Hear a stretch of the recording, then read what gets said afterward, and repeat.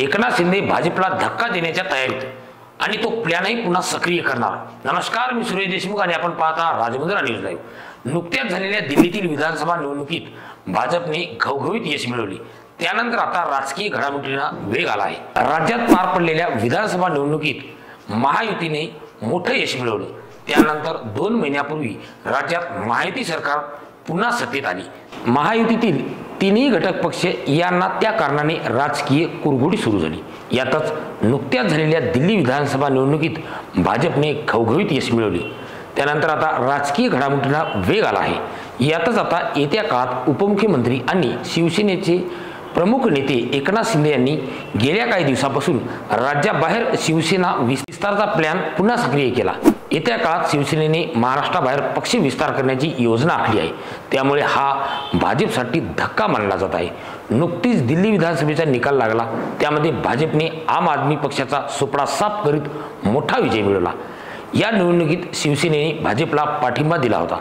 हिंदुत्ववादी मताची फाटाफूट टाळण्यासाठी आम्ही उमेदवार देणार नाही।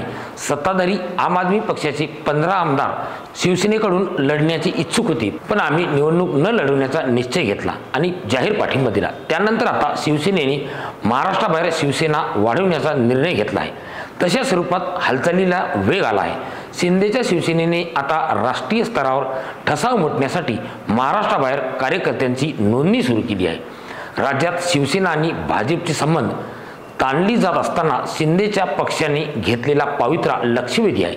शिवसेना अखंड असताना पक्ष विस्ताराचे प्रयत्न झाले, पण यामुळे अन्य राज्यातील हिंदूंच्या मताची फाटाफूट होईल आणि याचा फटका आपल्याला बसेल असा विचार करून भाजपने वेळोवेळी प्रयत्न हाणून पाडले। आता पुन्हा एकदा शिवसेनेने राज्याबाहेर विस्तार करण्याचे प्रयत्न सुरू केल्याने येत्या काळात हा मुद्दा भाजपसाठी अडचणीचा ठरणार आहे।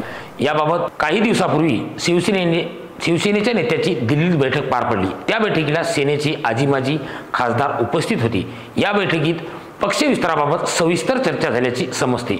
यासोबतच राज्याबाहेर कार्यकर्त्याची नोंदणी प्रक्रिया सुरू करण्यात आली। शिवसेनेच्या येत्या काळात देशभरात विस्तार करण्यासाठी पक्षाकडून मोहीम राबवण्यात येणार आहे। या काळात शिवसेनेला उत्तर भारतात विस्तार करण्यापासून दूर ठेवण्यात भाजपचे दिवंगत नेते प्रमोद महाजन यांनी महत्त्वाची भूमिका पार पाडली होती। अटल बिहारी वाजपेयी पंतप्रधान असताना बाळासाहेब ठाकरे यांनी राज्याबाहेर दौरा आखला होता। तेव्हा त्यांनी बाळासाहेबांची भेट घेतली व तुमच्या जीवाला धोका असल्याची माहिती गुप्तचर यंत्रणेला मिळाली आहे असे बाळासाहेबांना सांगण्यात आले। त्यानंतर बाळासाहेबांनी दौरा रद्द केला। त्यामुळे शिवसेनेचा राज्याबाहेर त्यावेळी विस्तार करण्यात आला नव्हता। शिवसेना अखंड असताना उत्तर प्रदेश, दिल्ली, राजस्थान, मध्य प्रदेशात पक्षाचे नाममात्र अस्तित्व होतं। महाराष्ट्राबाहेर पक्षाने विधानसभेची एकमेव जागा उत्तर प्रदेशच्या अकबरपूर मध्ये जिंकली होती। पवन पांडे सेनेच्या तिकिटावर विजयी झाले, पण त्यानंतर काळात त्यांनी मायावती बहुजन समाज पार्टीमध्ये प्रवेश केला। त्यानंतर 20 जून 2022 मध्ये शिवसेनेत उभी फूट पडल्यानंतर एकनाथ शिंदे महायुतीचे मुख्यमंत्री झाले होते। त्यानंतर झालेल्या निवडणुकीत शिवसेनेने राज्यात पुन्हा यश मिळवले। एकनाथ शिंदे राज्य मंत्रिमंडळात उपमुख्यमंत्री आहेत। त्यामुळे आता त्यांनी प्रथमच राज्याबाहेर शिवसेनेच्या विस्तारासाठी पहिले पाऊल टाकले आहे। त्यामुळे आता त्यांच्या या भूमिकेकडे सर्वांचे लक्ष लागले आहे। नेमकं तुम्हाला काय वाटते? एकनाथ शिंदे पुढील मोहीम कशी असेल? आम्हाला कमेंट बॉक्समध्ये नक्की कळवा आणि असेच नवनवीन व्हिडिओ पाहण्यासाठी आमच्या राजमुद्रा न्यूज चॅनलला सबस्क्राईब करा। धन्यवाद। मनोरंजनाचं प्रबोधन, करमणुकीचं उद्बोधन, बातमी अचूक, माहिती बिनचूक पाहत रहा राजमुद्रा न्यूज लाईव्ह।